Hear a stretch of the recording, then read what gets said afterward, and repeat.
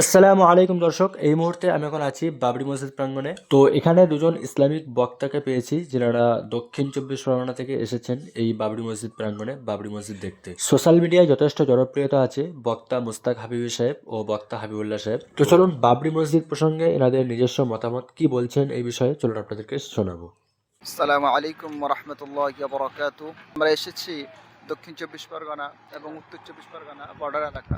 বক্তা মুশতাক হাবিব নামে পরিচিত আমি। কলকাতা বললেই অনেকে চেনেন।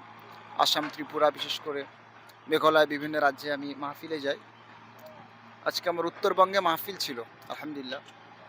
তো সেখান থেকে ফেরার পথে এই মসজিদে বাবরি বেলডাঙ্গা থেকে 5 কিলোমিটার নিকটে এখানে গড়ে উঠছে। তো জায়গাটা একটু দেখবার জন্য এলাম। তো আলহামদুলিল্লাহ এসে খুব ভালো লাগছে যে 1992 সাল 6 ডিসেম্বর যে মসজিদে বাবরি শহীদ হয়েছিল, সেই বাবরি আজ এখানে নতুন করে নির্মাণের কাজ শুরু হয়েছে। এবং আমি এসে যেটা পরিদর্শন করে যেটা বুঝলাম যে মানুষের যে আবেগ, যে ভালোবাসা মসজিদে বাবরিকে নিয়ে, এত দান, এত ইটের পাহাড়, এখানে মালের কমতি নেই আলহামদুলিল্লাহ। অসংখ্য মানুষ দান দিয়েছেন, প্রচুর ইট, বালি, সিমেন্ট এখানে দেখতে পাচ্ছি মজুদ আছে। এবং জায়গাটা কার্যত একটা ট্যুরিস্ট স্পটে পরিণত হয়েছে। বলা যেতে পারে যে একটা মুর্শিদাবাদ, ইতিপূর্বে হাজারদুয়ারি আমরা অনেকে ট্যুরিস্ট স্পট জানতাম, নবাবের গ্রাম, নবাবের বাড়ি। কিন্তু আজকে এই মুর্শিদাবাদের বেলডাঙ্গা খুবই নিকটে। বেলডাঙ্গা থেকে 5 কিলোমিটার হবে, তাই না? 5 কিলোমিটার। এই যে বেলডাঙ্গা থেকে ডিস্টেন্স, বাবরি মসজিদ গড়ে উঠছে আলহামদুলিল্লাহ। খুবই ভালো লাগছে এবং আশা করি যারা ভিডিওটি দেখছেন বা দেখবেন ভালো লাগবে, শেয়ার করবেন এবং আশপাশের থেকে যারা আসতে চান আসবেন। শুক্রিয়া, জাযাকাল্লাহ। যিনি বাবরি মসজিদের উদ্যোগ নিয়েছেন, বাবরি মসজিদ করছেন যিনি, তো সে বিষয়ে আপনি কি বলবেন তার প্রসঙ্গে? দেখুন, মসজিদ আল্লাহর ঘর, আল্লাহর ঘর নির্মাণের যিনি যে উদ্যোগ নিয়েছেন, সেটা সর্বসম্মতিক্রমে ব্যক্তিগতভাবে আমরা সেটাকে সাধুবাদ জানাবো এবং অভিনন্দন জানাবো, যাতে এই মসজিদটা আবার নির্মাণ হয় এবং সম্পূর্ণ হয়, সুসম্পন্ন হয়। সেজন্য তানার প্রতি আমাদের আবেদন থাকবে এবং তানার প্রতি আমাদের দোয়া, ভালোবাসা থাকবে যে কাজটা সুন্দরভাবে সুসম্পন্ন হোক, এটাই আমাদের প্রত্যাশা। শুক্রিয়া, জাযাকাল্লাহ। আসসালামু আলাইকুম রহমতুল্লাহি ওয়া বারাকাতুহু। সেদিকে আরও কিছু চাচাজানকে দেখছি। চাচার কোথা থেকে আসা হয়েছে আপনাদের? আমরা এসেছি দক্ষিণ চব্বিশ পরগনা। আজকে প্রথম, এর আগে এসেছেন? এর আগে আসা হয়নি, প্রথম এসেছি। আসসালামু আলাইকুম। হ্যাঁ, আমাদের মূল কথা হলো মসজিদ, আমাদের বাবরি মসজিদ অযোধ্যায় ছিল 1992-তে 6ই ডিসেম্বর যে মসজিদটা শহীদ হয়েছে। আমাদের অন্তরে ব্যথা লেগেছে, অন্তরে আঘাত পেয়েছি।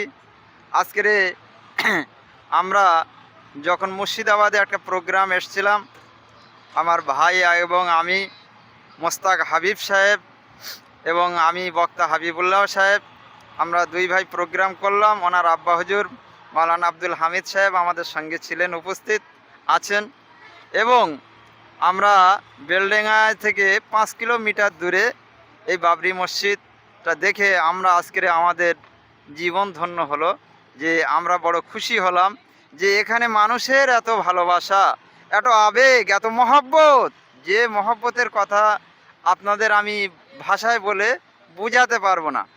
কারণ এই জায়গায় মানুষ আবেগ নিয়ে দান করেছেন।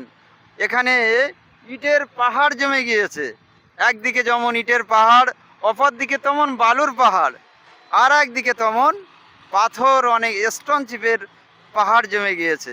আজ বড় আনন্দ লাগছে, ভালো লাগছে যে আজকের আমরা সেই পুরানো আজকের বাবরি মসজিদকে এখানে ফিরে পেলাম। তাই দেখলাম যে এখানে বাবরি মসজিদের কাজ করছেন, তাই আমি এখানকার মানুষদেরকে শ্রদ্ধা জানাই, সালাম জানাই, ভালোবাসা জানাই। আর যিনি এই মসজিদের হিতাকাঙ্ক্ষী দরদি, যিনি মেন, সেই হুমায়ুন কবির, তানাকে আমি শ্রদ্ধা জানাই, সালাম জানাই, ভালোবাসা জানাই যে আল্লাহ তানাকে হায়াতে বরকত দিক। আল্লাহ তানার হাত দিয়ে এবং গ্রামবাসীর হাতের দ্বারায় আল্লাহ বাবরির মসজিদকে পুনরায় যেন নির্মাণ করে নেয়, এটুকু আশা, দোয়া, আকাঙ্ক্ষা রেখে আপনাদের কাছে বিদায় নেওয়ার আগে একটা কথা বলি যে ভাইয়েরা আমাদের এই ছবিটা দেখছেন, ভিডিওটা দেখছেন, সকলেই বেশি বেশি করে শেয়ার করে দেবেন। যে সমস্ত ভাইয়েরা যে জায়গায় থেকে আপনারা এই ভাষাটা শ্রবণ করছেন, আপনারা এই মসজিদে আসবেন, এখানে আসবেন, আপনারা আপনাদের অর্থ থেকে কিছু দান করে যাবেন। কারণ এই মসজিদের দানটা আল্লাহ পাক চাইলে এই দানের ওসিলায় কাল কিয়ামতের ময়দানে বিরাট ভয়াবহ দিন, লম্বা করে বলার সময় নেই, যেদিন বাপ বেটার হবে না, বেটা বাপের হবে না, মা বেটির হবে না, বেটিও মায়ের হবে না, সেই কঠিন দিন, কঠিন সময় আল্লাহ এই দানটা আমাদের সকলের জন্য নাজাতের ওসিলা বানিয়ে দেবেন। সম্মানিত ভাইরা, আমি আপনাদের কাছে বলতে চাই, আমি বক্তা হাবিবুল্লাহ সাহেব এতটুকু কথা আমি বললাম। আপনাদের কাছে সকলকে ভালোবাসা জানিয়ে, শ্রদ্ধা জানিয়ে, সবাইকে সালাম জানিয়ে আমি আমার সংক্ষিপ্ত বক্তব্য এখানে ইতি করলাম। আসসালামু আলাইকুম।